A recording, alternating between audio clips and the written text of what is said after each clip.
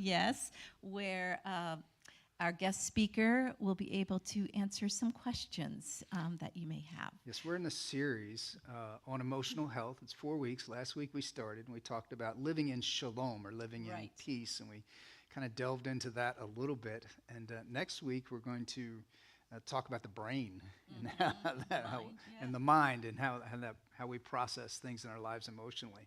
So this is really exciting. We had this great conversation. You're going to introduce our speaker, but we had this amazing conversation with her, and I just really look forward to today.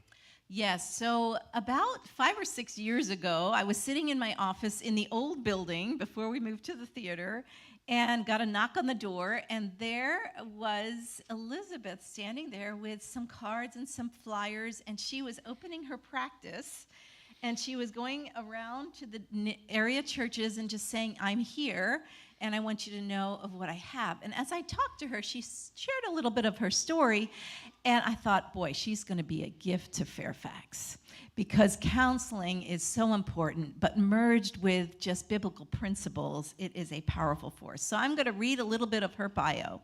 Elizabeth Rezangata migrated to Northern Virginia after earning her master's in mental health counseling from the Alliance Graduate School of Counseling, which provided a foundation of integrating faith with clinical counseling. She earned her bachelor's in counseling psychology from Toccoa Falls College, and before Toccoa, Elizabeth lived and grew up in the mission field in West Africa. So she is an MK, missionary's kid. She currently balances her time as a wife, a mother of 2 little boys, ages 9 months, 8 months? 9 months and 3. So she is a busy lady. And she's practicing as a licensed professional counselor. Elizabeth is licensed to practice mental health counseling in Virginia and Maryland and owns Restore Counseling. In her 9 years of experience, she has worked in private practice, intensive outpatient, and hospital settings treating depression, anxiety, addiction, trauma, and relationship issues. Her primary theoretical approaches include psychodynamic therapy, interpersonal therapy, cognitive behavioral therapy, and Gottman's couple therapy. Her greatest privilege in the field is working with other believers who are seeking God's healing as they overcome challenges. Isn't that a gift to our area? And I believe, like I said last week, the Lord is raising up people that are going to have ministries to really meet the need, and he's going to prepare the church. I was listening to just someone sharing about their pastor. He was leaving a large, successful church, and he was kind of telling the congregation, these are the things I see that are going to need to change in the church. And one of those was every church will need to be trauma-informed. And that means that when you're trauma-informed, you understand what trauma is, and you are able to meet the need through healthy ways and practices and what you offer through the church. So it's an exciting time in the church that we can meet the need. So I want to introduce to you this morning Elizabeth Rezangata.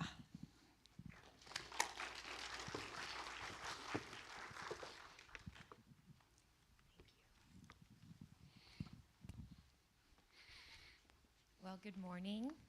Thank you, Pastor Esther and Pastor Keith. I'm grateful to be here with you this morning. Trauma can be a heavy topic. It's hard to talk about because it brings up feelings and questions and problems that can be really uncomfortable to face. But my hope today is that as we face this topic together, we'll find that God is here, that he draws near to us in our struggles. What comes to mind for you when you hear the word trauma? Maybe you think of war, sickness, poverty, a car accident, some kind of assault, or maybe pandemic. All of those things are traumatic, but trauma includes other experiences that we may not immediately think of. Trauma can happen from a wide variety of difficult things, many of which we often overlook or minimize. Today, we're going to define trauma as any experience that causes significant distress and has lasting impact on your life. Any experience that causes significant distress and has lasting impact on your life. Have you been through anything that was so painful that it impacted you for a really long time? What are those things for you? And how have those experiences shaped your story? Most of us, if we're honest, have been through many things, many difficult things that have had lasting impact on us. Now, I'm not saying that we're all traumatized and walking around with PTSD, but I am saying that trauma is a part of the human experience. Many of you know the story of Adam and Eve, the first people that God created. In the beginning, they had no experience of pain, nothing bad, no stress, no challenges, no striving for anything. Everything was perfect. Everything was provided for. The relationship they had with each other didn't include conflict or hurt feelings. They walked with God and had a face-to-face close relationship with Him. Even the world they lived in was perfect. There was no death, no famine, no sickness. Adam and Eve had no frame of reference for suffering. But then one day, Adam and Eve listened to the snake. They ate fruit from the tree God told them not to touch. And then the perfect existence they had suddenly was marked with death, pain, sickness, labor, conflict with each other, and separation from God. We know that suffering entered the world through sin, but something else did too. With sin came trauma. Adam and Eve had the very first experience of trauma, the very first experience of fear and shame. Can you imagine how distressing it must have been with no prior understanding of pain to, in a moment, lose everything that gave them peace, everything that gave them a sense of safety? And it's interesting what they did. Fear causes us to do things. Adam and Eve hid from God. With trauma, often comes intense fear and intense shame. And a lot of times, fear and shame cause us to hide from others, from God, even from ourselves. So the natural human tendency to hide and isolate goes way back to the beginning. And it's interesting to see what God does in this story. This was the worst moment for Adam and Eve, but God did not stay away. He came near and stepped into the mess. Yes, there was discipline for the sin, but right there with all of the consequences, God's presence was also providing a way for healing. Many believe that Genesis 3:15 was the first promise of Christ. When God curses the snake, this was the first hint of a redeemer. God also made clothing for Adam and Eve. He covered up their shame and provided for their need. This tells us something important about who God is and what He does for us in our suffering. Again, trauma is any experience that causes significant distress and has lasting impact on our lives. In order to understand trauma, we have to first understand emotion. Emotions can have a bad reputation, but emotions, positive and negative, are part of who we are and how God created us to be. We are made in His image, so we have emotions because He has emotions. God experiences joy, delight, anger, grief, compassion. So emotions are God-given, and they have a purpose. Our feelings give us important information throughout the day. Exhaustion tells us we need a break. Loneliness tells us we need to connect. Anger tells us that our boundaries have been crossed or we've been hurt. Fear tells us that we need safety or protection. Something researchers have learned over time is that our emotions, minds, and bodies are all connected. We all have a nervous system that subconsciously scans our environment at all times to determine whether or not we're in danger.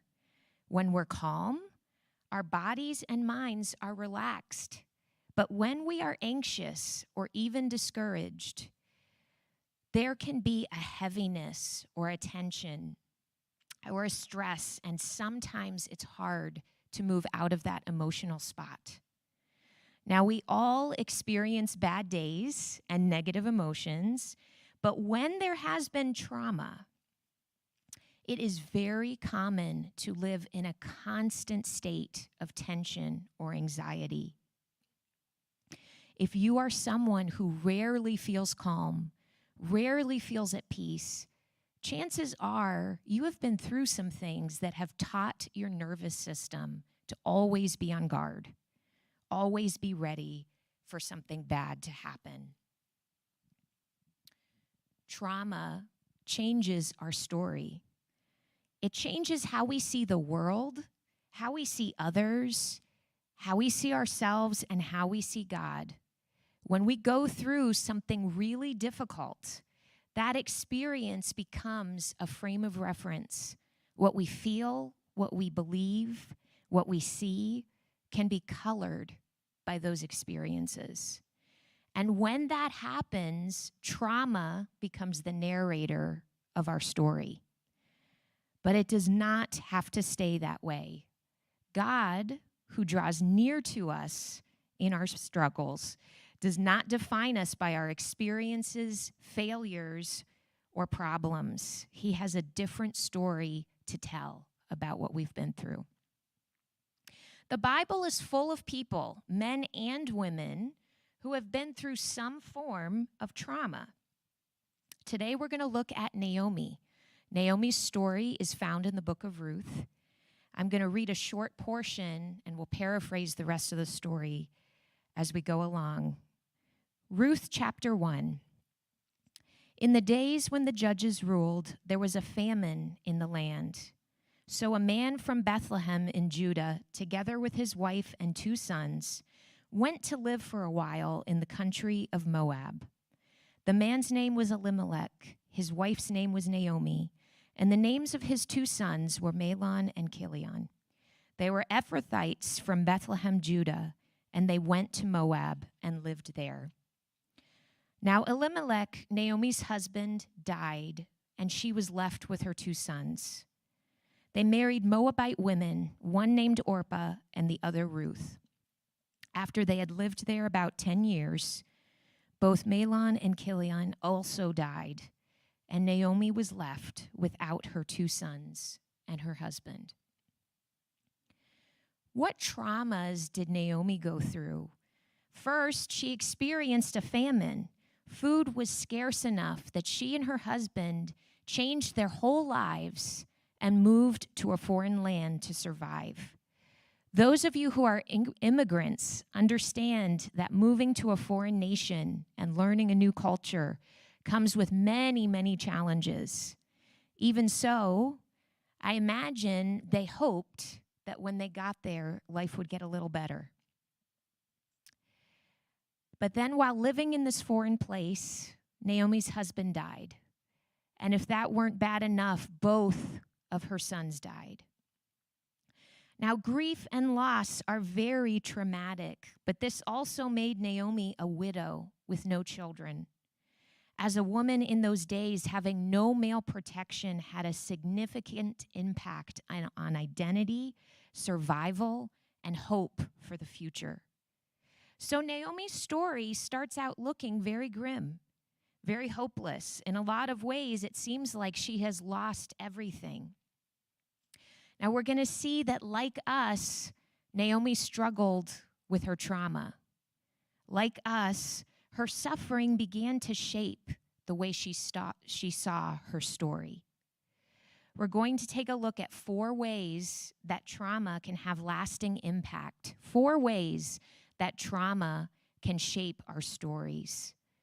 First, trauma impacts how we see the world. Trauma can create a fear-based expectation of the future, the world, or life itself. The world we live in feels threatening or unsafe. In 2020, the whole world went through a sort of collective trauma when COVID hit. Now, COVID impacted some of us minimally, but for others of us, this was a significant trauma. All of a sudden, it wasn't safe to go to school, to travel, or to be around a group of people. It wasn't safe to go out and about without a mask on. And this has had lasting impact on many. So many people are still experiencing anxiety that started with COVID. Unfortunately, with trauma, the anxiety sometimes sticks around even if the circumstances have changed or the threat has been minimized. I'm talking about that constant undercurrent of anxiety that some of us experience. Our nervous systems living in a state of hyperarousal, waiting for the other shoe to drop, always thinking of the worst case scenarios. Sometimes this looks like specific fears that have a theme and come up over and over again. What if I lose my job? What if I get cancer? What if something bad happens to someone I love? This can also look like belief systems that come up every time we go through something. Things don't work out for me. I'll never get ahead. I wonder what Naomi believed about her life when she went through all of that suffering. After already going through a very dark time of famine and moving to a foreign land, then losing her husband, that's hard enough. But then she lost not one, but both of her sons, 3 deaths in a row, all people she deeply loved. What would you believe about your future if you experienced essentially the same trauma multiple times? But some of you have experienced that. Maybe you've been laid off several times. Maybe you've been through multiple destructive relationships. Maybe you've had numerous serious health battles. And repeated hardship can have lasting impact. It makes us vulnerable to believing a negative narrative about our future that is ultimately not true. In John 16, Jesus acknowledges that in this world, we have trouble, we have suffering, we have trauma. But what does he say? Take heart, I have overcome the world. If Jesus has overcome trauma, then we know this. In him, we can overcome fear, hardship, hopelessness. But how do we get there? It's interesting, the world of mental health treatment and the Bible both pinpoint the same important truth. Healing can only happen in relationship. Overcoming trauma is more than possible, but it does not happen in isolation. It happens when there is safe connection with others, with ourselves, and with God. Now, this is complicated because trauma often creates a reality where safe connection is foreign. So in order to heal, we need to take a look at how trauma has blocked us from healthy relationship. The second area trauma can impact is our relationship with others. Naomi's losses, in a sense, changed her identity and status in society. She became a widow, which was devastating in those days because widows were essentially at the bottom of the social class and a pitied part of the community. A woman with no husband no children, no sons, had no protection, no provision.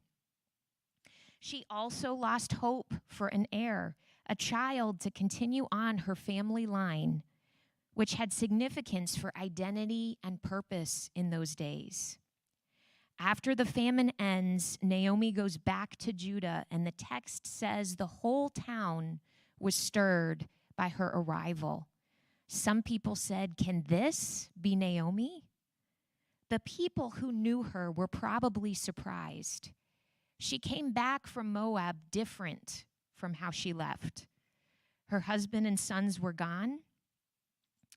And she, of course, came back with a heaviness, a burden. We see this when she calls her life bitter. When we go through hard things, there can be a heaviness about us, especially if whatever it is fresh, a recent loss, or a difficult season. And it can be hard to face the reactions of others to our pain. Let's face it, some people are able to comfort and show compassion really well, and others are not great at that. It can be easy to avoid burdening others with our pain, or sometimes shame keeps us from opening up about our struggles. But isolation is really destructive. During the COVID days, one of the most traumatic things for many people was the isolation. We can't thrive without deep connection with others. For many of us, connecting with others is complicated because important people in our lives were not safe. Oftentimes, the very people who should have been the safest were the ones causing the trauma. For a moment, I just want to say, when we think of relational trauma, this is not just physical or sexual abuse. Neglect, emotional or verbal abuse, manipulation are all extremely traumatic, but often minimized. When any form of repeated hurt happens from someone important, someone who should be safe, that has lasting impact. What can happen is our trust mechanism, so to speak, can be broken. How can we know who to trust if the people who should have been the most trustworthy were not safe? So when there is a broken trust mechanism, it's easy to start to believe things about people in general. I can't rely on anyone. I'll be disappointed if I ask for help. It's not safe to be vulnerable. I can't trust that anyone loves me for me. When our trust mechanism is off, this can show up as confusion about our boundaries and either being too close to other people or being too distant. And those unhealthy extremes tend to result in more hurt and more confusion. It's common to not know when or how to be vulnerable, or not know when it's actually appropriate to say no or take a step back. One of the other ways relational confusion sometimes shows up is when we read passages in the Bible about love. For some of us, our story has been that it's not safe to love others or be loved by them. With love, there was always a danger of getting hurt. Yet the Bible does command us in several places to love others. So what do we do with that? When there has been relational trauma, knowing what love actually means can be so confusing because in many cases, having a boundary or saying no feels like the opposite of love.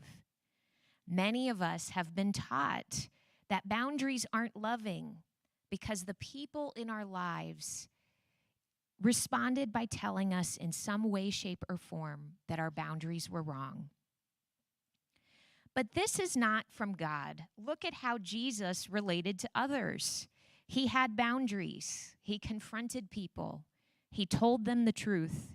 He took time away by himself instead of always being available. And he did all of this while remaining connected to others and showing love and compassion to the people he interacted with. Now, relationships are messy. That is one of the consequences of living in a fallen world. But God calls us to relationship. He designed us to need other people. Going back to Naomi for a moment, God used two people to bring healing in her life. First, Ruth, her daughter-in-law, was committed to her and would not leave her alone. In Naomi's darkest days, God provided someone to be there with her. And as we look further into the story, God also used a man named Boaz to redeem Naomi's life. Boaz was a relative of Naomi's late husband.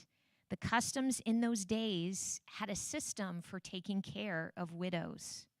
And we see in the story that Boaz becomes willing to marry Ruth, and by doing so, redeem the property that once belonged to Naomi's husband, and provide an heir who would someday inherit it and continue on the family line. Ruth and Boaz eventually have a son, and Naomi becomes a grandmother of sorts to this child. God used Ruth and Boaz to restore to Naomi so much of what was lost in her life. God often uses other people to bring healing in our lives. And this can be hard to receive because oftentimes people are the source of our deepest traumas. And so some of us have learned to be closed off from others. If that is you, I want to suggest to you today that there can be such a thing as a safe relationship. It feels risky to open up again. A broken trust mechanism can begin to heal when we begin to experience what it's like to truly connect in safety with others. The third area trauma can impact is our relationship with ourselves. It can change how we see ourselves.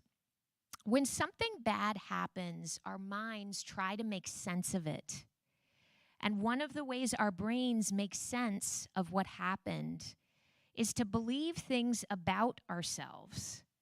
I'm not good enough. I'm a failure. Everything's my fault. I don't belong.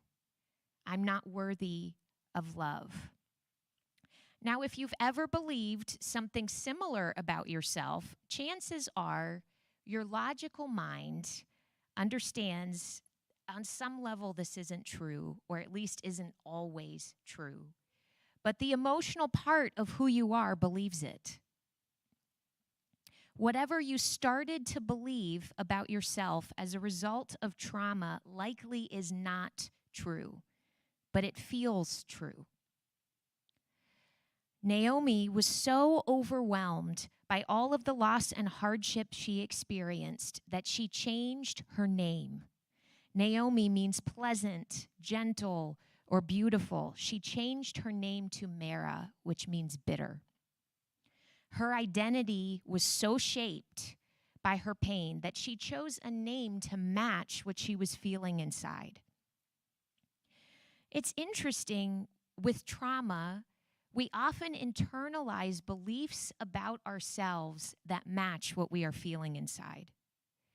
When a child is repeatedly criticized or demeaned, they feel bad. But that transforms into a belief for that child that I am bad. When someone is violated, natural feelings of horror come up that transform into shame. I'm damaged. No one will want me. And there's risk here that the choices we go after and the relationships we pursue will also match what we are feeling inside, what we believe we deserve. We begin to almost wear the pain that we've been through, and it becomes a part of our story, a part of who we are. And instead of recognizing this is something faulty we believe because of what we've experienced, whatever it is, feels like truth. But what does Jesus say about the truth? The truth will set you free. If there is something you are believing that is keeping you stuck, keeping you fearful, keeping you insecure, chances are it is not true, because truth brings freedom. God has a lot of truth to offer about who we are. When Jesus died for our sin, he accomplished a lot more than forgiveness on the cross. When you put your faith in Jesus, you become a son or a daughter of God. Now, if you've been a follower of Christ for a while, you've probably heard, "I'm a child of God," over and over again. You know it's true, but maybe there's something blocking you from receiving it. Maybe God's truth feels distant. Maybe those negative beliefs you have about who you are just so powerful, they feel more true. Let's go back to Adam and Eve just for a moment. When they were ashamed, God clothed them. He covered up the shame. What is it in your life that makes you feel unworthy, insignificant, or ashamed? What are the negative beliefs about yourself that you're wearing? In Isaiah 61, we are given imagery of being clothed with a garment of salvation and a robe of righteousness. If you can picture this with me for a moment, I believe the Holy Spirit is here to remove the shame, to remove the negative story you have told yourself about who you are, and instead to clothe you with salvation and righteousness. If there is any part of you that does not see yourself as God sees you, my hope is that you can understand today that what you see is the distortion. God sees you accurately. When God looks at you, he sees the righteousness of Christ. And he sees you as his child, loved, accepted, valuable. That is the truth about who you are. The last relationship we're going to talk about today is our relationship with God. Trauma can distort our perspective of God and prevent us from drawing near to him. Naomi's perspective of God had a clear shift when she went through all her suffering. When she lost her husband and sons, she used language like, "The Almighty has brought misfortune upon me, and he has made my life bitter." Intense suffering can cause us to ask, why did God let this happen to me? Can I really trust him? Does he really love me? A common belief about God that is rooted in trauma is that God has sent the hardship in my life to discipline me. And it's common to have fear that if I follow God, there's just going to be more and more suffering in my life that God will use to make me righteous. Now, this is a topic of its own, one that is complicated and causes so much confusion because there is a real biblical principle of God using hardships to make us more like him, and it's a helpful, necessary principle. But when misapplied, it causes tremendous confusion. There can be a distortion here in the thought process about trauma, almost this belief that God somehow willed or sent the terrible things that happened in our lives. And that kind of thought tends to push us away from God.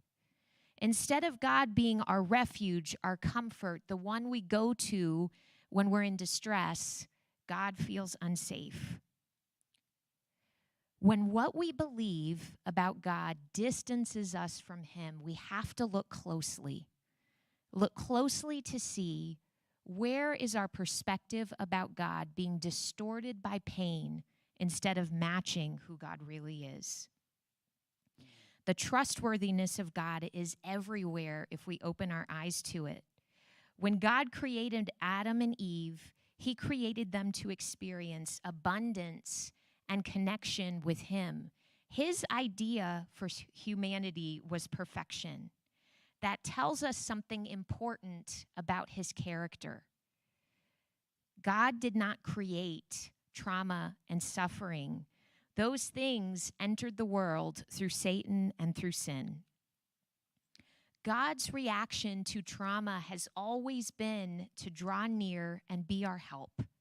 He came close to Adam and Eve in their darkest moment, and he foretold a Redeemer who would save us from the terrible things that happen in this world. Jesus took on our sin through the cross, but he also took on our trauma. We don't know much about Jesus' childhood, but we know that he grew up as a human, which tells us that he experienced the same human struggles that we go through. He likely got sick. He probably experienced rejection and was made fun of. We know at some point he lost his earthly father. In Isaiah, it says that he was a man of sorrows and acquainted with suffering. Jesus likely experienced every form of suffering, both small and large, that we do during his life on the earth. And then there was the crucifixion, a horrific death. And not just the death, the beatings before the death, the mocking from the soldiers, the accusations, the abandonment from his followers. In that one day, Jesus experienced every form of physical, emotional, and relational trauma that exists. God turned his back on his son so that all of our sin and all of our trauma would be exhausted in Jesus. God is not the initiator of our trauma. He is the one who took on trauma for us, the worst imaginable, that we might instead take on his healing, his peace, and his identity. Jesus is our high priest who understands our suffering and is willing to enter into our mess with deep compassion.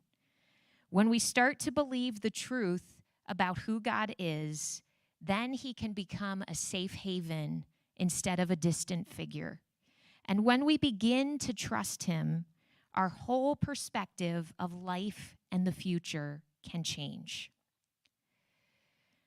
Naomi had a negative perspective about her life, but her story does not end in bitterness.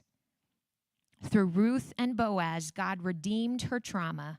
She went from losing everything, becoming a lowly widow, to having a home, a family, a grandchild, a renewed sense of joy and hope and purpose.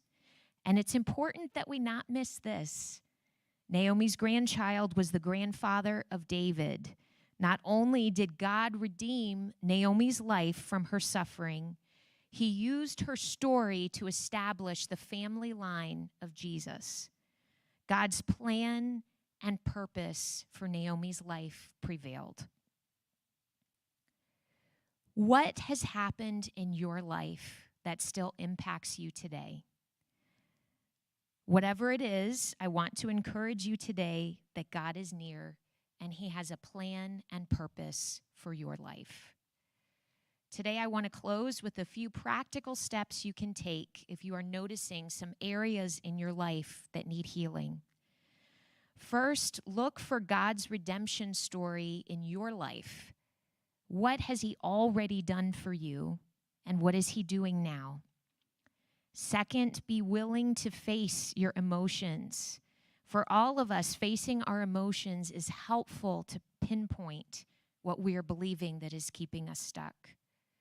Third, recognize the repetitive thoughts and beliefs and perspectives you have that are not true.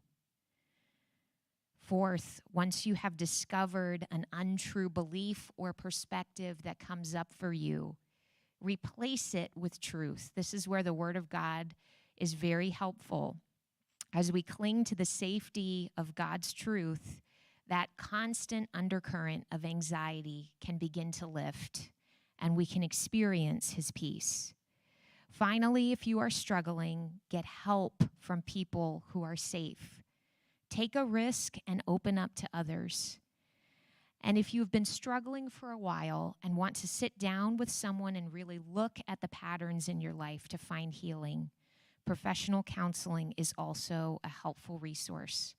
I have my information up front, and I'm available to you today. I can also point you in the right direction towards some help. At this point, I'm going to turn it back over to Pastor Keith.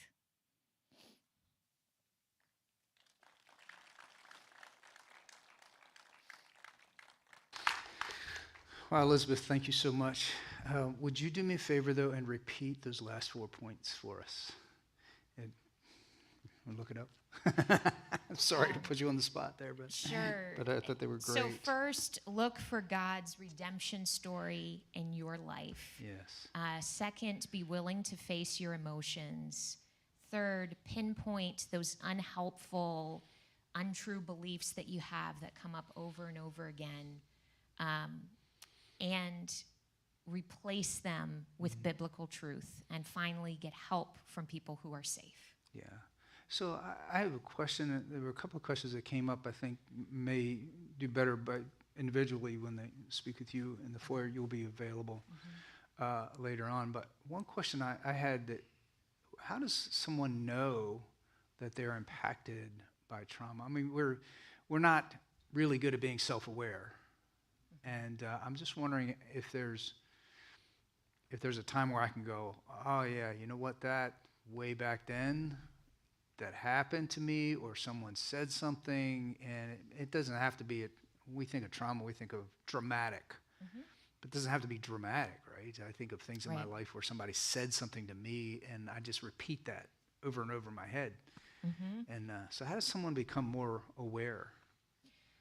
Two things. If you struggle with anxiety that is chronic, whether mild or serious, is going to be rooted in some kind of trauma. So if you cannot overcome anxiety, understanding that we all have anxiety and it's a normal emotion, but if it's chronic and it's repetitive and it's just something you struggle with, that is a clue that there's probably a trauma issue there.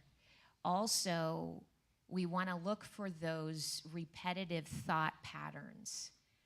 So if there's something you can't get over that somebody said, or if there's a way that you react to something every time it happens, or a specific fear, specific themes that come up for you, look for those patterns, and we have to learn to be self-aware about that. We have to monitor our own thoughts, but that's a sign that there's trauma when there's a theme. Yeah. I like that pattern or theme. If you're constantly ignoring something, something's going on, or if you constantly get upset or constantly have anger or whatever, anxiety, that's really important. So talk to the believers here about what it means to get counseling, because we may think that all we need to do is pray about it. But God has given us this amazing resources in our lives and people around us to help us. Absolutely. So, of course, prayer is very powerful. One of the things that is interesting to me about God is he's not in a rush sometimes as much as we are for things to change. Wow. And I'm going to pause you. That's worth the price of admission. I want you to repeat that. And let's pause and repeat that, because I think that is so important. Okay. God is not always in a rush in the same way that we are for change. And so it's sometimes about that journey. And I've found that God sometimes does instantly change something when we say, God, please take this burden, this thought, change this sin, this pattern, whatever it is in my life. Sometimes he does it right away, but when he doesn't do it right away, usually there's deeper healing. He wants to meet you in that journey. And counseling is a resource for that journey. And it's not comfortable. It's about sitting down with another person. At first, that person is a stranger, and they're asking you a lot of very personal questions. And it's about talking about things that we often don't want to talk about. We have to face the pain. We have to face what has happened and what has gotten us to where we are now. And in that process, God starts to show us where he was when those things happened, where he was when those difficulties came up. And we start to learn how to think differently. We start to learn how to trust him. And sometimes that journey of learning through counseling, through self-awareness, and through taking steps to change, that discipline becomes a meaningful testimony. Yeah, it's so powerful. I think of, it's just off the top of my head's spinning now with what you're saying. But sometimes we wonder about the proximity of Jesus, you know. And yeah, there are times where he stands up in the boat and he speaks, "Peace be still," and all the circumstance is calm. But as many times, he also just rides the boat with us, and he's in the storm with us. And sometimes we wonder where he is, and just locating Jesus is so important. That's why we need one another. We need help. We need community. Sometimes it's just to identify where Jesus is, to help us identify where Jesus is. Yes. Yeah. Any final words? I think that's it. Man, Thank I you. want to thank you for being here with us. And Elizabeth, she is going to be, and the four of you have cards. Listen, just, if nothing else, just take the card, because there may be a day and a moment or a season in your life where you just want to say, you know what, I could really use somebody that I'm not real close to right now to talk to. And we need community, but sometimes it's that something that we need somebody that we don't know to talk to first. And if that makes any sense. Does that make sense? It does. Okay, thank you. And that would help us. So anyway, thank you, Elizabeth, for Thank being you with so us. Can we, one more time, show our appreciation?